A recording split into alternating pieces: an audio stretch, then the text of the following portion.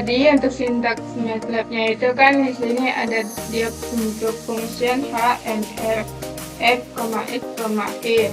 Di sini fungsinya itu mendefinisikan fungsi MATLAB pada interruption. Terus di sini kan untuk menghapus, terus x ini mendefinisikan simbol.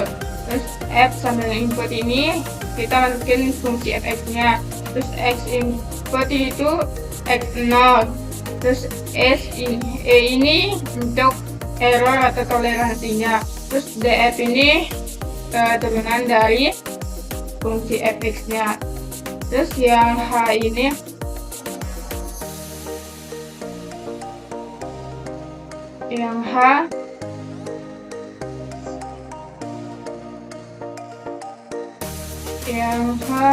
char ini, char artinya ubah fungsi simbolik ke string. Terus setelah itu kan untuk angka jadi string agar bisa digabungkan. If itu jika untuk pilihan pertama. Terus kita coba untuk masukkan ke contoh soal yang sudah dijelaskan. Contoh soalnya kan mencari angka persamaan dari x pangkat 2 dikurangi 2. Enter. Untuk x0 nya itu 1. Terus untuk toleransi errornya 0,001. Nah, ini untuk gambarnya. Ini dia dari 1,5, antara 1 sampai 1,5 sampai ke 4. Ini dari 0 sampai seterusnya. X sama dengan 1,4142. Berarti nilai x nya itu 1,4142. Terus x nya itu ini. Coba kita lihat iterasi. Dia berhenti ke iterasi ketiga.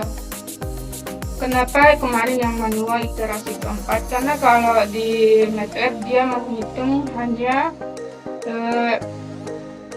iterasi manualnya.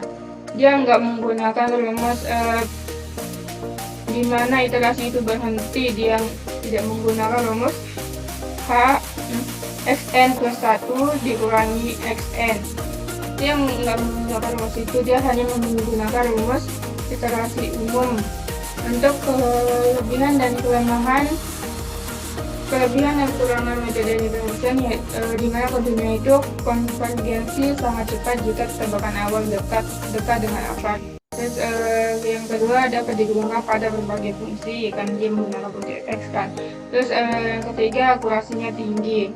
Kekurangannya itu membuktikan turunan fungsi, membutuhkan turunan fungsi.